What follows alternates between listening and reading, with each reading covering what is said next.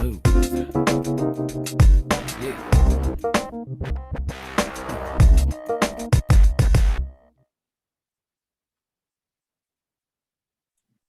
What's up, everybody? Sup, Rebecca and Carrie. What's up, gang? Hey, gang. Ooh, man, has it been a hot one out there lately? I mean, poor Carrie, she had already had enough of the heat before, and she would have had moments before with the heat, and now again round two. And oh my gosh, I'm here in Kansas. It's been in the hundreds for heat index. So we're curious for you folks out there tonight watching. Throw up in that comment section. What's the weather been like in your neck of the woods? Has it been nice, or yeah, okay, or oh my gosh, I'm melting. What a world. I'm laughing because both of you have fans showing behind you, and I guess I didn't get the memo of the fans. So I do have a fan over me, but it's not visible. So yes, it is the season, isn't it? That is for sure. So, and kind of going back to those things we always talk about when it comes to how we can make sure and take care of ourselves, right? Finding ways to keep ourselves as flexible as possible. And so, you know, we have our ways. Like Carrie's got her fan behind her that's helping with that, and I've got my fan overhead. Rebecca has her fan we can't see. But finding ways to keep yourself comfortable and flexible. Oh, Matthew, we didn't even plan this, but you just set me up beautifully, like beautifully. Did you happen to notice my post? So for those in the certified community, I posted something on our Facebook page and I had an ask, and it has to do with self-care. So thank you for mentioning that, because this year at our conference, and for those of you that didn't see the post and everyone out there in the Packiverse, a little bit about, and we've talked each week about our upcoming conference in November. One piece of information that we got last year was that, oh my goodness, sometimes feels like a lot of information. Sometimes things with PAC and TIPA and all of the PAC team, we are so rich in content that sometimes it feels a little bit overwhelming. And so that's a piece of feedback that we got last year after the conference. So maybe a few more breaks. But I mean, in a way, how cool is that we have so much content that it's worthwhile coming to? But what we decided to embed this year was some self-care breaks.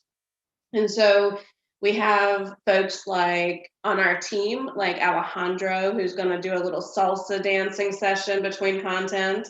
We have, you should go to that session, Matthew. And we have other folks on our team who have skills who are going to do yoga and deep breathing and healing sounds, and just so many great ways that you can choose between our content sessions at conference this year to kind of restore yourself. And our theme this year, as we've said before, is all gems can shine. We're really talking about how all of us, not just individuals who are living with dementia, but all of us are these varying gem states. And so what we want is between those content sessions, when maybe you start to have diamond or emerald or maybe even amber or ruby experiences, because it's just so much information that's been coming at you, we want to help you get back to an optimal gem state for the next session. So anyone out there, if you have a skill, if you have a talent, if you have training in some kind of cool self-care or relaxation or gem modifying skill, please reach out to me. I want to hear from you, and I want to hear from you soon. So there's my big ask. And I'm sorry, you set me up for it, and now I took over. I'm so sorry. I shouldn't have done that.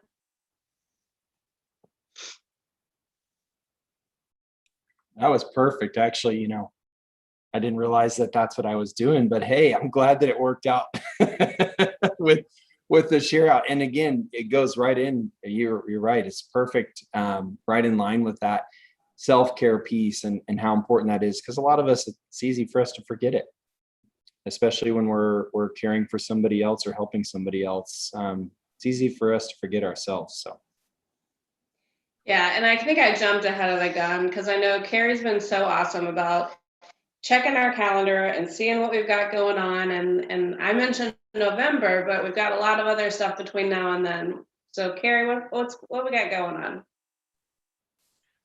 I'll point out I posted in the community, our CERT community Facebook today, that little tiny bit of self-care I did as I got all my aunts and my mom in a car, and we went down to a brassiere boutique, and all got fitted and all got brand new support.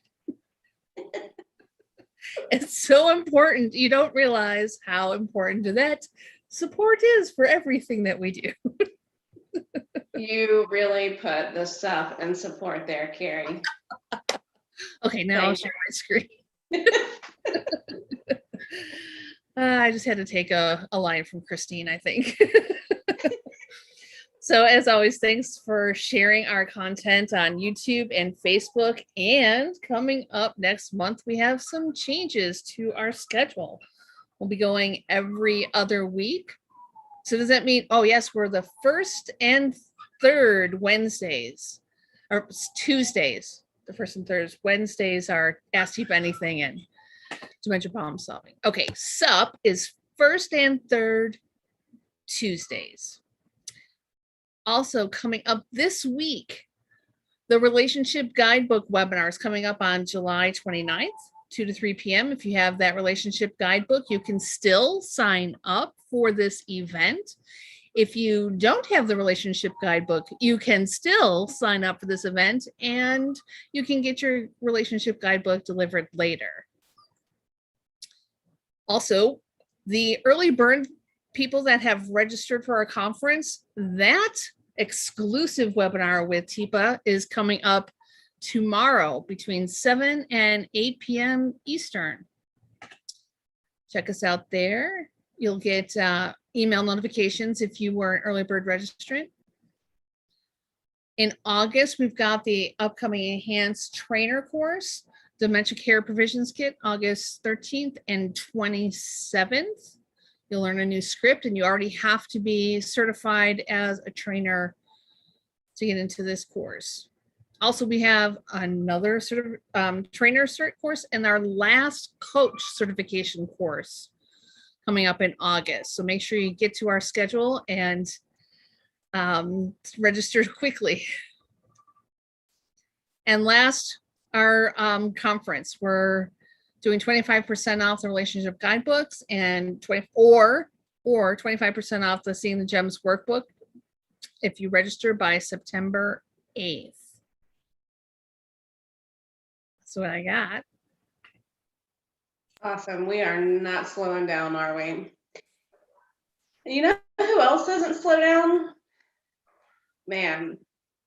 I think we have two people on here tonight that you're talking about, Rebecca. Well, three people really, but we'll start with the two. Yes, no, yeah, thank you for that, because you are so right. That third person definitely not slowing down. But for our first segment, for tonight's Gems segment, right, Showing the Shine, we have Cheryl and Paula joining us tonight to talk to us, and they've been on the show before. They've had an opportunity to come on and share some other things before, but they're really going to share something amazing with us tonight. So welcome to SUP, Cheryl and Paula. Thank you. Thank you. We're happy to be here. Sup, ladies? Sup, Rebecca. So I know, again, I realize having you guys on before, we've asked this question, but there are people who come on and watch for the very first time quite often, actually, a lot of the stuff that we throw out there in the positive approach to care world. So for the folks who haven't caught those episodes before, tell us a little bit about yourselves and your relationships to folks living with dementia. Okay. Well, I'm Cheryl, and I have worked in the healthcare industry here in Colorado Springs area for probably 17, 18 years. I lose track, good grief.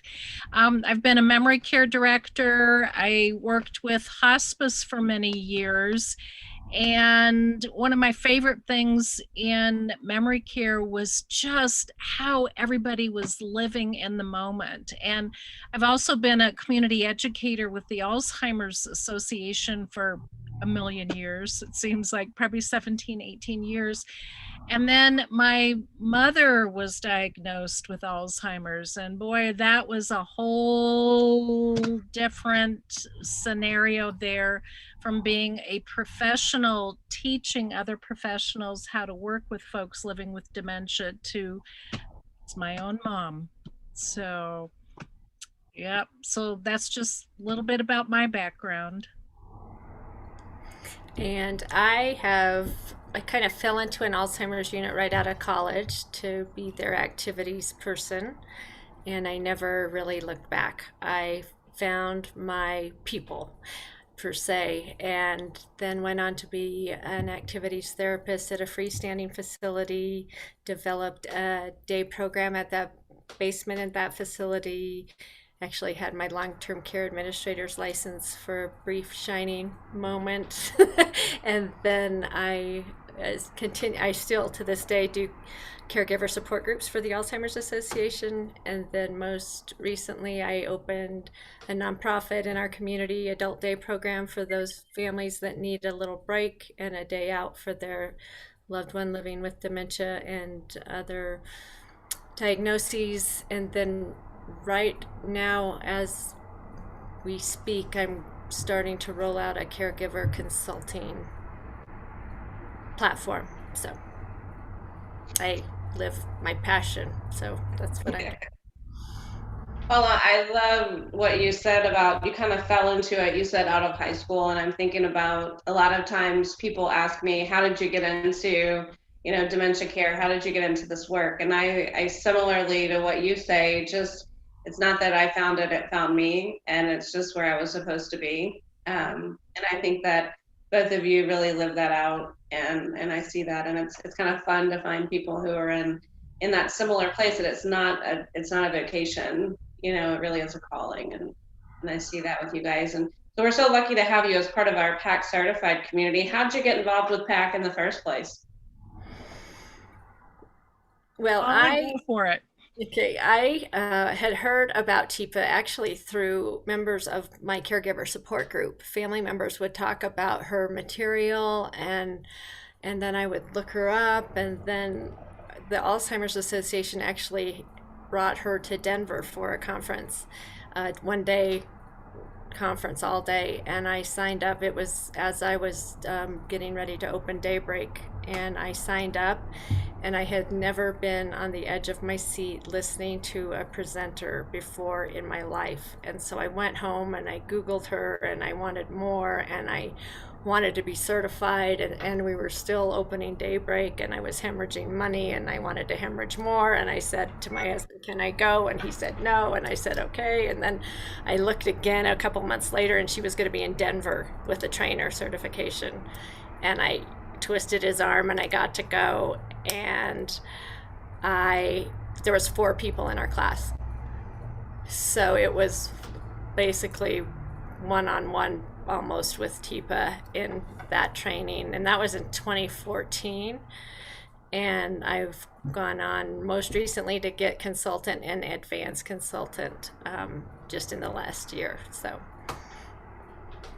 that's my story.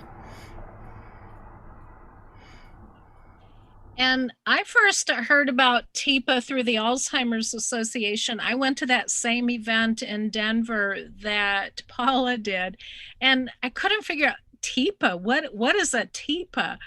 And the same thing, I was on the edge of my seat, and my boss was with me. I was working for hospice at the time as a community educator, and my boss was with me, and she was just as excited as I was. So I literally came home, told my husband, I'm going to get certified. I want to be a mini me of TIPA. And I literally saved my pennies for a year. And the closest certification was out in Seattle. So I went out to Seattle and got my trainer's certification. and came back, and my boss was so excited. For about a year, we were able to offer PAC training as part of our community service to the greater community. And then that hospice got bought out, and oh, it was just a nightmare. And then with my mother being diagnosed, after the hospice got bought out, I was given the ultimatum: you either continue your Alzheimer's teaching or you take care of your mom. So I quit the hospice, and I had the great joy and the great sorrow of caring for my mom with Alzheimer's for a year. And she has since passed. And I was in the first coach certification course that we did online. So that was, whoa, that was fun. And just recently finished my coach certification, and I'm loving it. That is so cool. And how great it was that you had that opportunity to spend your time with your mom like that. I mean, it's tough. Yeah. When you're given an ultimatum like that. And of course, for a lot of us, I think it's like, well, I mean, my mom is going to come first here. So that's what I'm going to do. And the fact that we've had people actually on before, Straight Up Positive, who shared about going and getting a certification because of caring for their loved one and wanting to do the best they can and how that can help. And so you guys have done a lot of amazing things. I know you have with your certifications. The one thing we want to focus on tonight that we actually brought you guys on to share about is this really cool thing you guys are doing together. And it's this best practices group. So tell us about how that best practices group got started.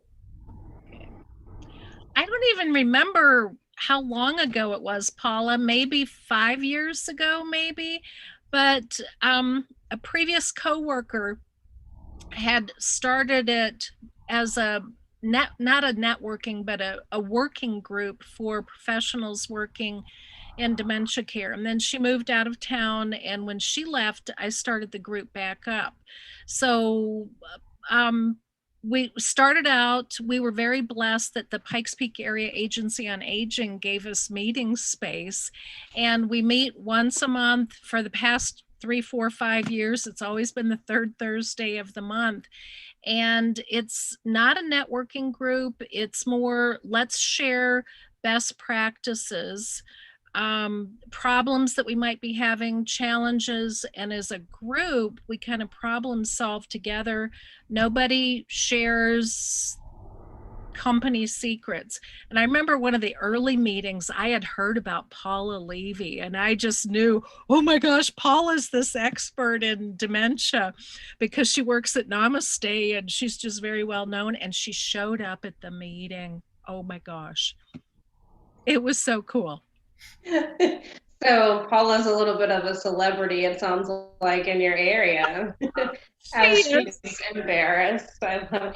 You know what I love about that, Cheryl, when you're talking about the origins of the group, because I've worked in different areas of the country, and there's always, networking groups, and I've been a part of networking groups. But what's so cool about your best practices group, it truly is different, is, okay, let's come together and really talk about how we as a community can best serve people who are living with brain change. And so it's not just, there's a place for, wine and hors d'oeuvres and networking, but that's not what this is. And I actually got to sit in on your group and see just really the information sharing, and it's just a really cool concept that I think more communities could replicate. So let me ask you this: who all comes to the group, and how do you get the word out for that?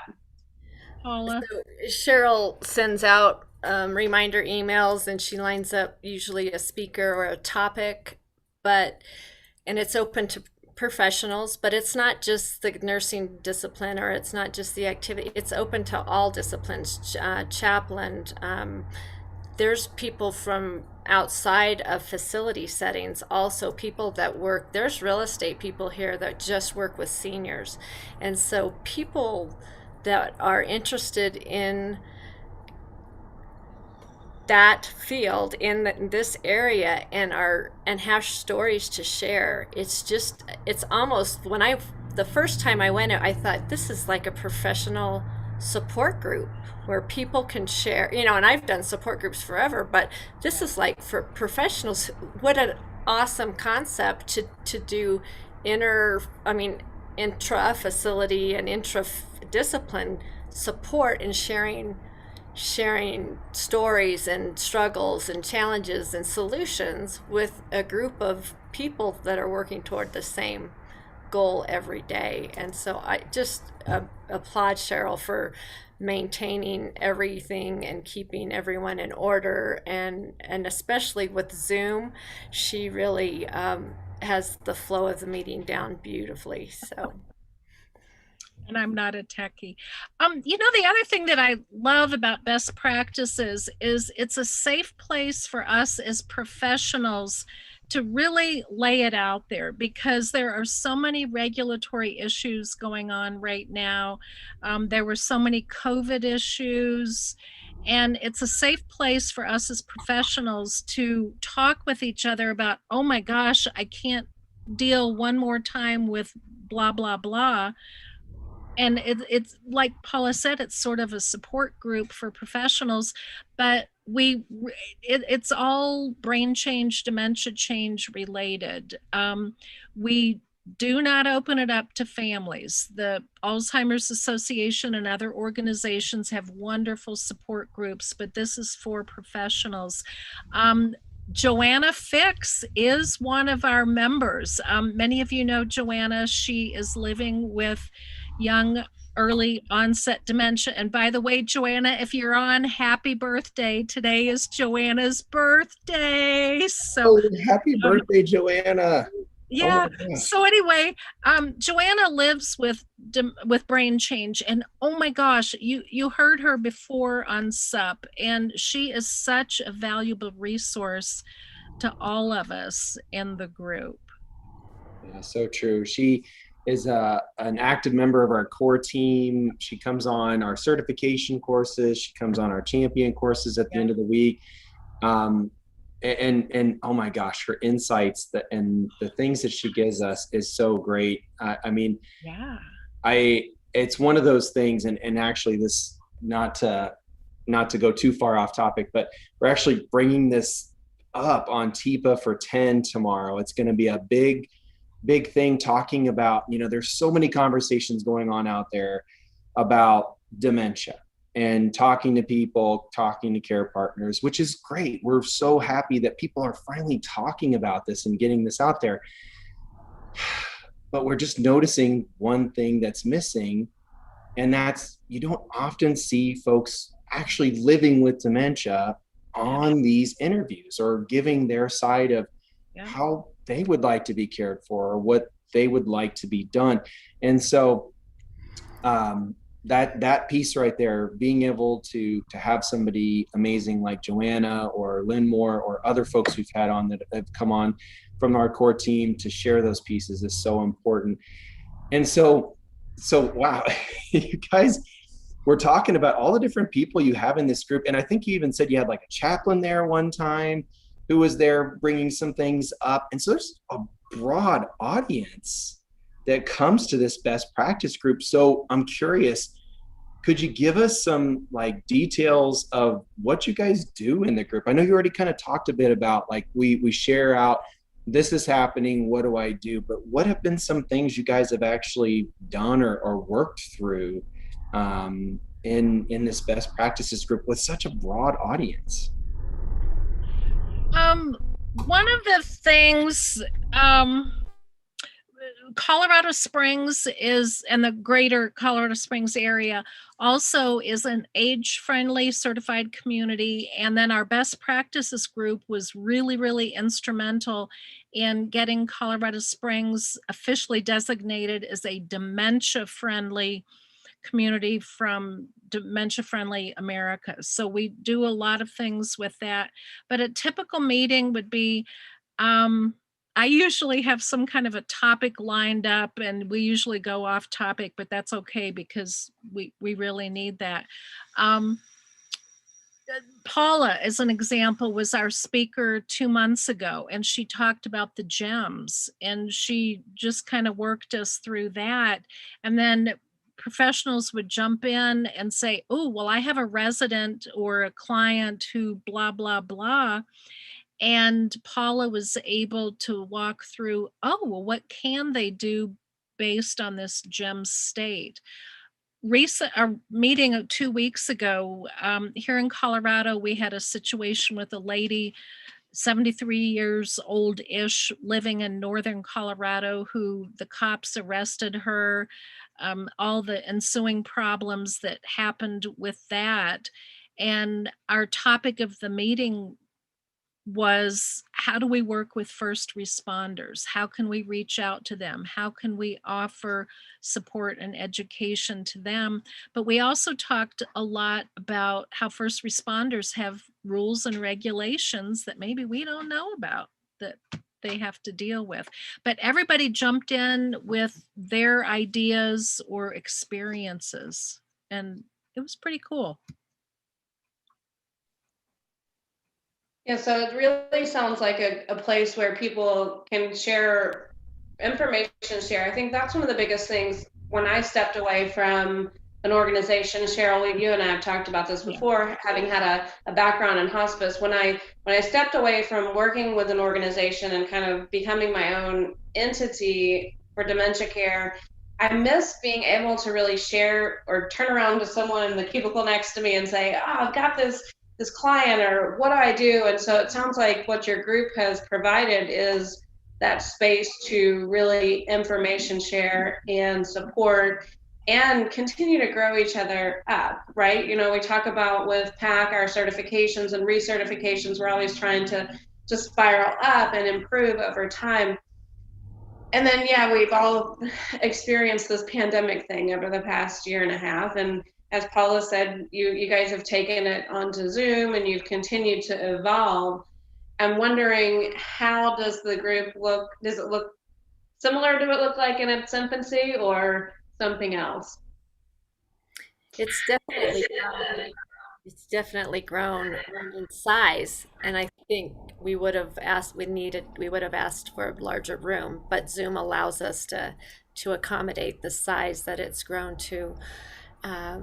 And I think that it seems to me we're going more real case studies from facilities. People are offering real life situations that they really want to hear some problem solving around. So usually that seems to be kind of the end part of the meeting, where someone says, we've got this family and this is what happens, and help. And then everyone chimes in with their suggestions and their advice, and what's worked here, and always knowing that what's worked for someone is not always going to work for the next person or work exactly the same as it worked for someone. But it's just it just feels so collaborative and supportive.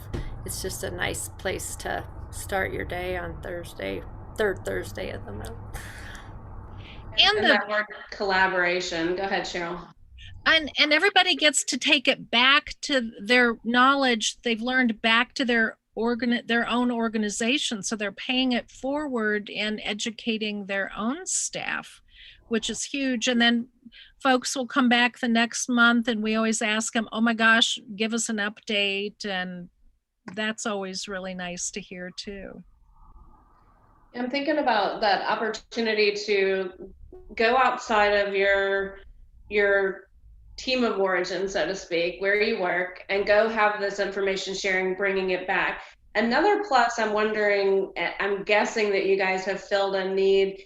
What I've heard a lot of folks, and Matthew, you've probably seen this, I'm sure Carolyn has as well, all of us, when I'm recertifying several of our PAC certified community members, and maybe we haven't connected since last year, and reconnecting, a lot of my mentoring calls are actually turning into, oh my gosh, I have to tell you what we've been going through for the past year. And and I've become a safe place for people to really just empty out some of the heartache that they've experienced in their communities that maybe they have been bottling up to be strong for their team or whatever. And so I'm wondering, I can only imagine that the group that you guys had in place before COVID even existed, that continual support and the experiences that people had before COVID have caused it to become a safe place for that too, I'm guessing. So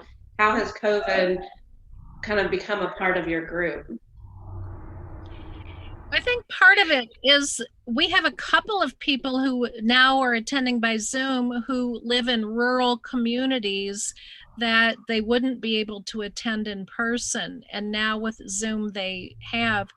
I remember one meeting, probably midway through COVID, couple of the professionals were almost crying in the meeting, just because finally it's a safe place to vent about COVID, because they're so up to their eyeballs at work, and best practices in dementia care is a safe place to do that. And one thing we've done in our area, and I need to do this next time we meet, Cheryl, is even though we're live in person, our program is, there's still so many that don't want to come out, so many families that just aren't ready to place their person in a facility or just in the community in general. So we have our musicians that come regularly, and we are sharing the Zoom link for their hour to the senior center and to other facilities, so that their folks that aren't getting out can still experience a change of voice, a change of scenery, by seeing someone in our group provide an hour full of banjo music or guitar music. And so people are starting to Zoom in to our program so we can share that and just help people have something new to offer those that have been so isolated. Yeah. And the one thing about this virtual environment, I mean, for so many of us, it was such an uncomfortable thing in the beginning. It's something that we weren't used to, and it seems so impersonal. And you hear that a lot, especially when it comes to social media and things like that. It's just missing that in-person piece. But wow, what a needed tool it became when COVID hit. How that helped us to at least reconnect. It might not be exactly how we want it to be, but it still gave us the options and the ability to come together and do amazing things like this and like what you guys are doing. And that reminds me, you guys were telling me actually Cheryl mentioned this before before we came on, about something else really cool that you guys do with this group. It's something to do with pampering. Yes. So tell me more about that, Cheryl. What's Yeah. the thing you were telling me about? Oh my gosh, this is kind of an adjunct thing that we do with it. It's called Caregiver Pampering Day. And we offer it every year, the last Saturday of February, only this year with COVID, and that's a whole nother story. But Caregiver Pampering Day is designed specifically for families who are caring for a loved one at home. And I would say about 99% of the families who attend are caring for somebody with brain change. It's put on by health professionals in the community. Most of the sponsors or planning group are same people that are in best practices in dementia care. It's held at the senior center, and it's a half day of pampering. They get a phenomenal breakfast, phenomenal lunch and snacks. They get foot massages, hand massages, aromatherapy. There's little breakout classes, everything on self-care. And it's free to the attendees, and everything is donated by all of the professionals who just happen to be in best practices in dementia care. And for them, it's a safe place for the families to get together and realize, oh, I'm not the only one who, oh my gosh, my husband has dementia and blah, blah, blah. So Caregiver Pampering Day is something that's offered once a year, and we have so much fun with it. I feel like we should implement that on SUP, like SUP Oh, pampering session. Hey, and I'll teach you how to do the self-hand massage and the face I'll massage. show up with masks on, like clay masks. I think I got some cucumbers over here. I could slice them up. And then we can eat them, and yeah, that'd be awesome.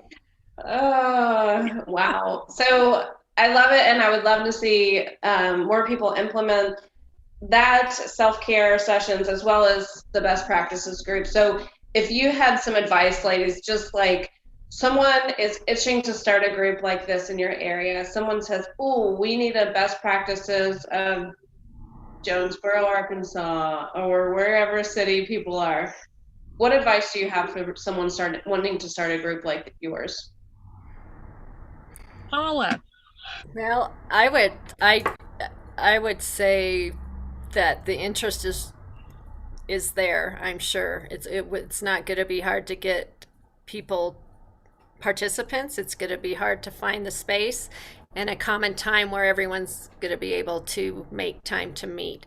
Now, Zoom has helped that tremendously because people don't have travel time to get to the meeting and travel time to get back. So I think my thought is get a little press release out or pass out flyers in other networking groups where people are, where professionals are who work with people living with dementia. And then the hardest thing is going to be coming up with the day and time where you can get the majority of the people and just get a leader and go for it. But the commitment that our folks have to showing up is outstanding, and I attribute that to Cheryl and her organization and her emails and her speakers, and she's just an exceptional leader. Thank you. It's my passion. It's just, I love it. Very cool. So I know we're getting to that point in the interview here where I want to give everybody the opportunity that are watching to know where they can go to find out more about what you guys are doing on the outside of this best practices group. So could you share with us just where they could connect with you guys or look for what you're doing outside of the best practices group? Because you both are doing some really cool stuff. And Paula, I know you shared some of that earlier about that consultant group that you're doing. So where could they check in on what you guys are up to outside of that as well? You want us to put that in the chat and say it out loud? Both? Yeah. If you want to put that in the chat and just give everybody that verbal piece, they could write that potentially down and try to connect. But we'd love to hear where they could get up with you and see what else you guys are doing. So our day program is called Daybreak, an adult day program, and the website is Daybreak, adpadultdayprogram.com. And you can go there, you can see our team, our board, our services, our activities. You can check out our calendar. You can get a volunteer application and sign up to volunteer. You could donate. You can just get a glimpse of what we're about. And my consulting thing, I just am starting, so I don't have my my website up, but I do have a toll-free number, and my consulting is called Never Alone Consulting, and my number is, I don't even know it offhand yet, but my number is 1-844-933-1456. So that's my information, and I'm just so excited about being a part of this community and knowing Cheryl. We roomed together at the in-person conference and have a wonderful picture with me and Cheryl and Tipa that she just happened to be walking through the restaurant, and my boys are like, who is that? And I've said this before, I said she is like the Derek Jeter of dementia. And my boys are like, okay, we get it, Mom. But you know, they need to know what she is to me, because they have their sports people all over the house. So she's my Derek Jeter. So there you go. And Paula has been a sponsor of the conference for the past couple of years. So that's way cool. Yeah. So, well, to contact me, I co-own Gentle Shepherd Dementia Training and Consulting. We started it right before COVID hit. But we just recently, and this is another cool thing. We recently had a contract with a nursing home who got 2 tags from the state, COVID dementia related, and they were required to have 6 months of dementia training. So for those of you out there that are trainers, maybe consider contacting the state so that you could potentially do some training. But to get a hold of us in Colorado Springs, our website is GS for Gentle Shepherd, gsdementiatraining.com, and I'll put it in the comment or the chat box. And my email address is Cheryl with an S, Cheryl at gsdementiatraining.com, and our number is 719-359-8371. And if you want a copy of our flyer that we send out to all the professionals, I'd be happy to send it out to you. Feel free to adjust it any way that you want. We'd be happy to share that with you too. So cool. Well, you guys, thank you so much for coming on and sharing about best practices, and for all of the hard work that you guys are doing to help support everyone out there in this journey of brain change. We really appreciate and admire. And I just love what you're talking to Cheryl about. Paula, I'd be like, oh my gosh, that's Paula Levy. Now we're good friends. I know, isn't that awesome? It's so it's just amazing. All the relationships, all the connections, all of the awesome stuff that comes out of this. So guys, thank you so much for coming on and sharing. We appreciate everything that you do. And we look forward to hearing more as time goes on about other cool things that you guys are up to, because I have a feeling this is probably not the last time that we'll see you guys on Straight Up Positive. So thank you so much.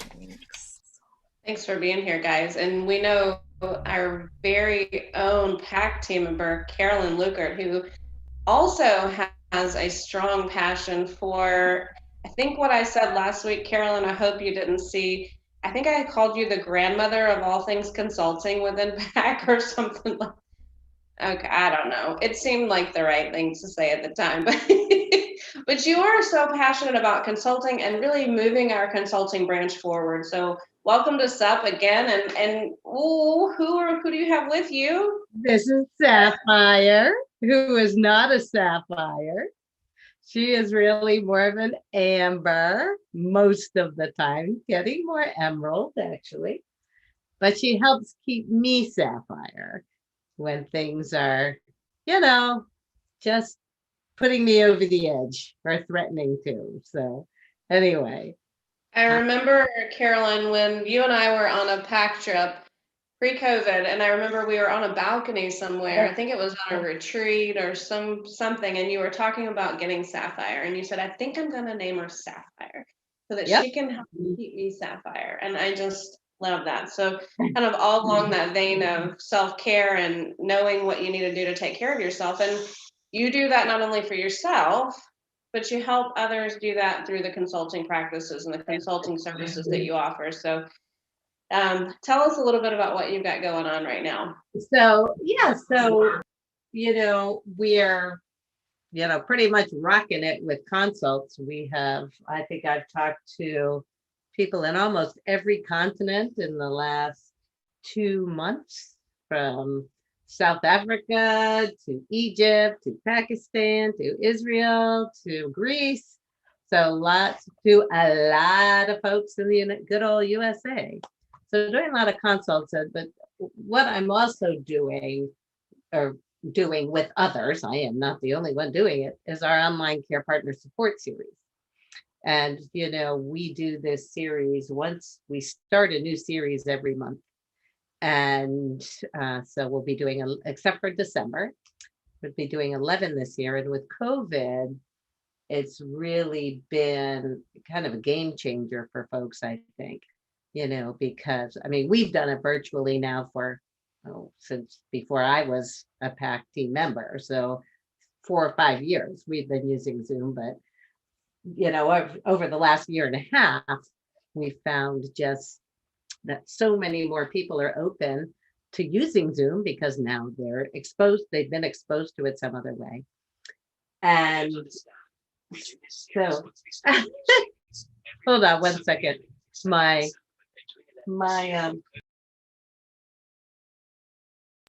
My Siri watch was actually talking to me at the same time that I was talking. I'm like, there is not a man in this room, so I'm not sure how this is happening. My Australian voice. So anyway, that's going to go get set aside. I have an Alexa next to me, and of course I have one of those too. And sometimes even just when people are talking on Zoom, it activates and starts talking. I must have said the code word or something. I don't know. But anyway, long story short, we've got the Care Partner Support Series has been pretty active. And we are also doing Advanced Consultant, which for those of you in the PAC certified community, which is what SUP, I think, is directed towards, if you're interested in running a Care Partner Support Series on your own, and you have both a trainer certification and a consultant certification, you can get your advanced consultant and be able to do this.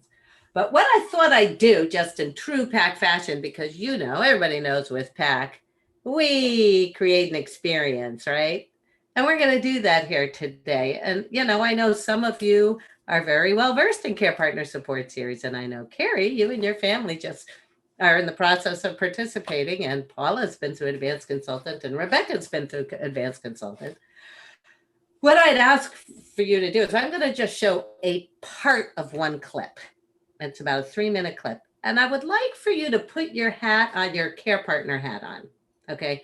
Pretend that you are a family care partner. So go ahead and put that hat on. And Paula and Cheryl, you as well. Put your care partner hat on. We're going to watch this clip. I'm going to do a real quick AELC. So those of you maybe who haven't been exposed to this series, you can kind of get the gist of what it is we do. And then we'll close it up with kind of how you might be able to get involved or how you might be able to pass the word along. Okay, so with that, I'm going to share my screen. Hopefully it'll let me do that. I think it will. And let's just jump into this clip. And Matthew, why don't you give me a thumbs up to let me know that it's actually working? Yeah, we can see it. Let me know if you can hear Tell me what you still Yep, like can about hear it the too. person you're caring for. Now, let me tell you what the yellow flag answer is. This is the warning flag. There'll be a long pause, and you'll look down or look away, and you'll be thinking, and you'll say, "What is there to like?" I mean, I lost my husband, I lost my mom, I lost my dad, I lost my friend. This isn't my dad anymore, and I'm caring for this person, but I mean, I've lost my person. Okay, so I'm going to call a timeout right now for you, because what I would say to you is what you just told me is pretty potent. Here's another one. So that's one answer that's like, uh-oh. Here's another one. Tell me what you still like about your person. You pause. Well, I love them, and I promised I'd always take care of them. Timeout.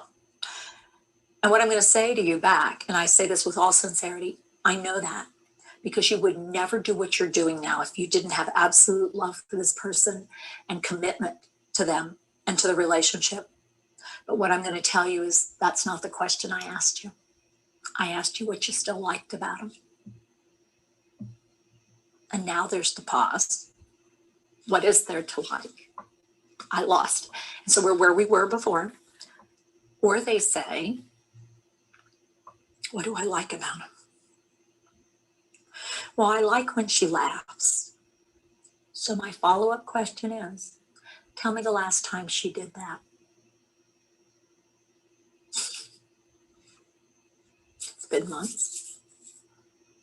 So you tell me what you like, but they're not doing it anymore. Say when. Say when.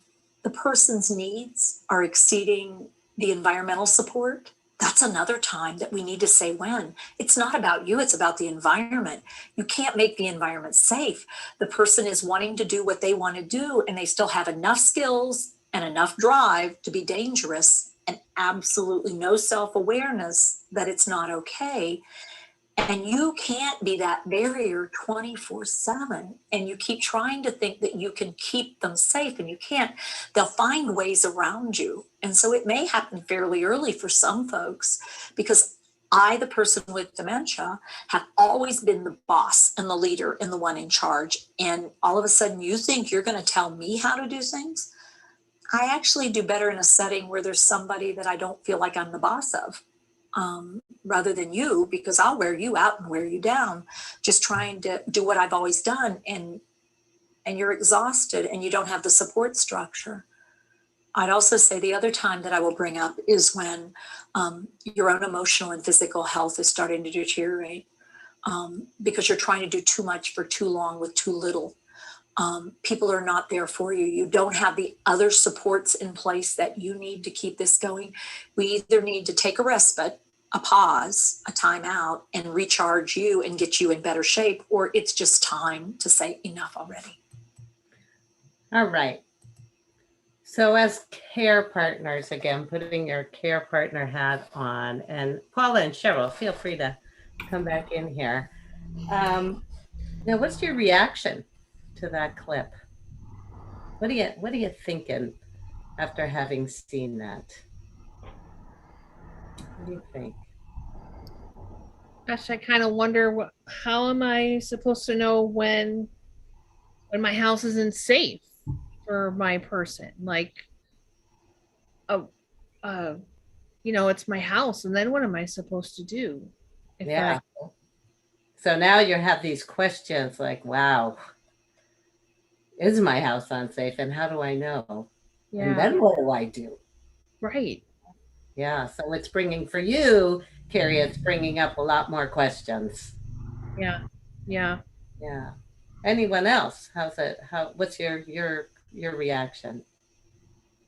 I think just hearing Tipa ask those questions, really those look in the mirror questions, and how that can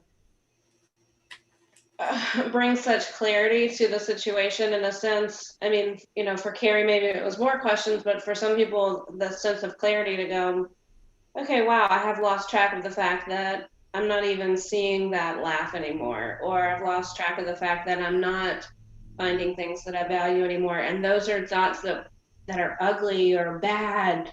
But what Tipa brings to light is just that this is universal. So validation of those feelings too. Of, okay, Yeah. I'm not the only one that's ever thought this. Yeah. So for you, Rebecca, it's a little different in that there's some validation there, and there's some, wow. So other people are feeling this way too. And I really haven't thought about the fact that I haven't heard my person laugh, my loved one laugh, in a really long time. So I'll jump to the next question. So how do you think that impacts you in your care partner role? That's question one. And how do you think the way that it impacts you impacts your loved one, your person living with dementia? I mean, and I know I kind of shortcutted it and combined those two questions, but I'm just curious, what do you think? How does it affect you? And how does it affect your loved one thinking the way you're thinking now? Well, for me, it impacted me by helping me realize that I can see the forest through the trees. Before, it was just a solid black fight that I was going against, and I really did see it as a fight. Whereas by not just seeing the dark forest, now if I can think of the last time she laughed, and know that that exists somewhere, that I have hope that the way I must be acting just by expecting the worst, and not, they must be sensing those feelings from me. So if I change my feelings to looking for the laughter versus looking with blinders on, I'm guessing my person will react differently, and I will in turn react differently, because I have a new something to look for, not just the dark of the forest.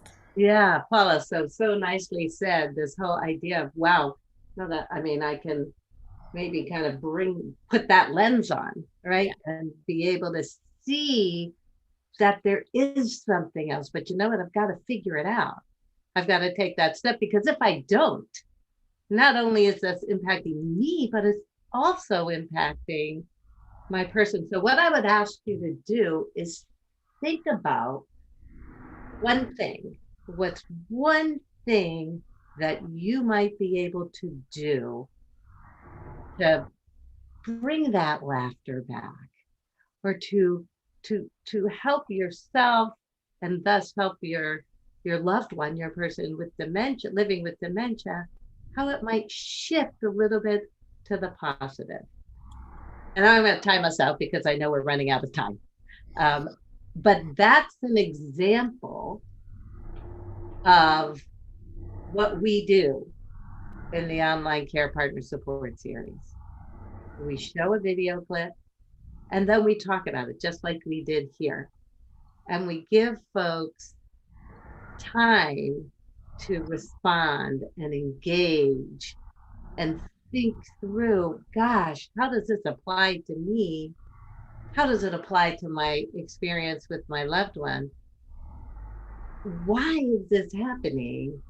And what can I do? What small step can I take to make a change in this particular area?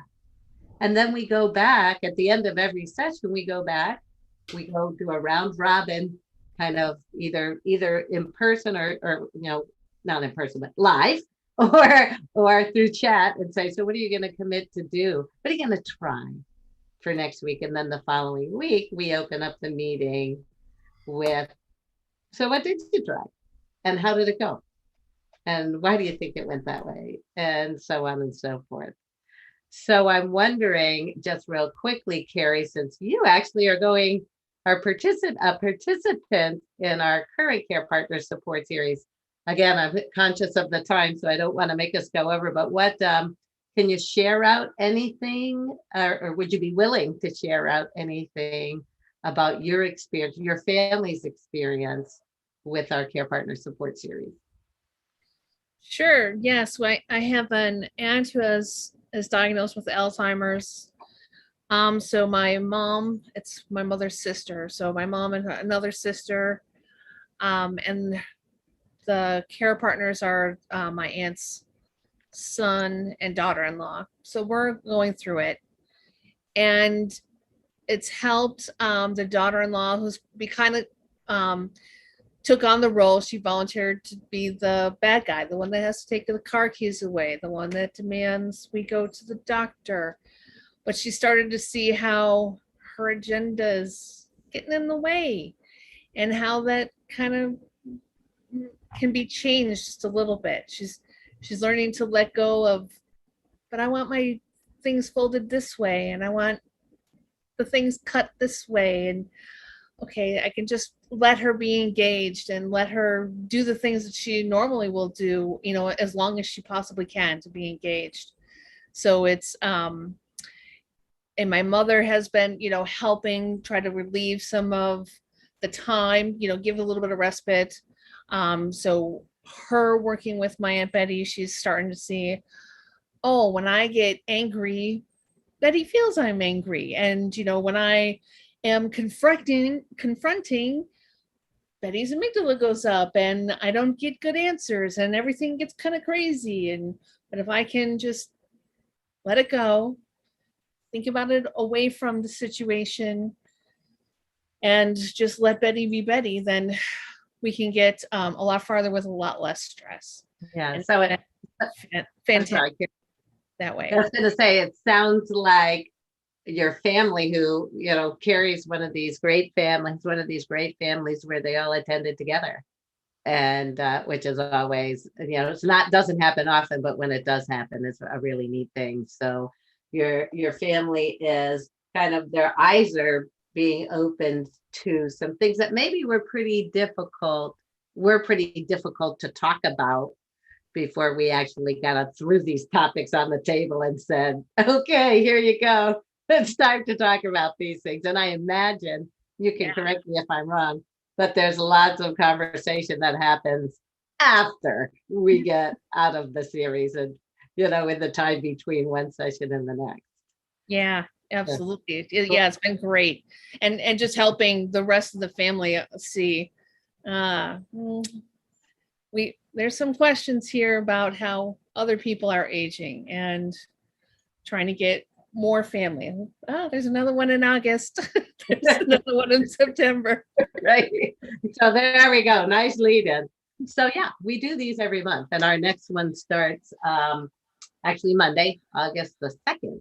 We have a couple of openings still remaining there. And then our next advanced consultant, for those of you who'd be interested in maybe doing this on your own, to your own audience, for your own audience groups, is in October. I wrote the date down, but of course on the paper that's not in front of me.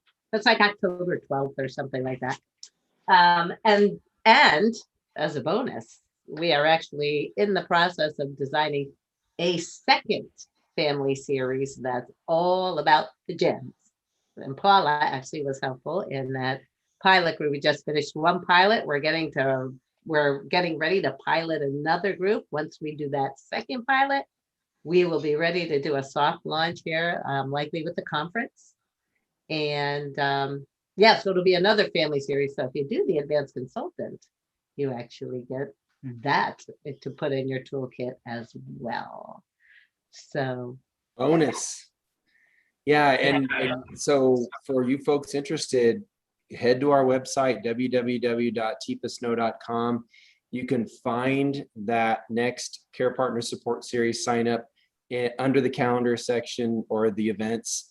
And you'll be able to see that on there for August 2nd and be able to sign up for that, as well as that advanced consultant as well. You can go forward into October and you can find that as well. So go on there and check it out. And then the conference piece too, if you want to be able to see that piece that Carolyn was talking about for this next part with the gems, that's another place that you can go and sign up for the conference is on our website. So come check it out so that way you guys can get more information about it, but then also be able to sign up for those things if you're hopefully interested to join us on those. So we'd love to see you there. Thank you, Matthew, for giving me the opportunity to talk about this. And just a real quick side note. So the Care Partner Support Series starts Monday, and then every month thereafter through November, that's for family care partners. So if you in the PAC certified community world have clients or friends or families who are looking to who you think might benefit, you can. So certainly we would love it if you would forward that link to them. And that's all. Awesome. Thank you, Carolyn, for coming on and sharing that and for leading us through an AELC in true PAC fashion. Well done. And I want to say next week is when we are going to our first and third. So next week is August. You guys, let me say that again. Next week is August. How in the actual heck did that happen? I just don't even know. This year is flying by. But so next week will be our first and third Tuesdays, but it's also something else. It is our 1 year anniversary of Straight Up Positive. So yeah, I don't know what we'll have to do, something a little special to celebrate 1 year of Straight Up Positive. And thank you to this group who's been on before and are back. And thank you to all of the folks who've been on for this first year. of really sharing that shine on our certified community. Say that 3 times fast. All right. See you guys next Tuesday. Stay positive.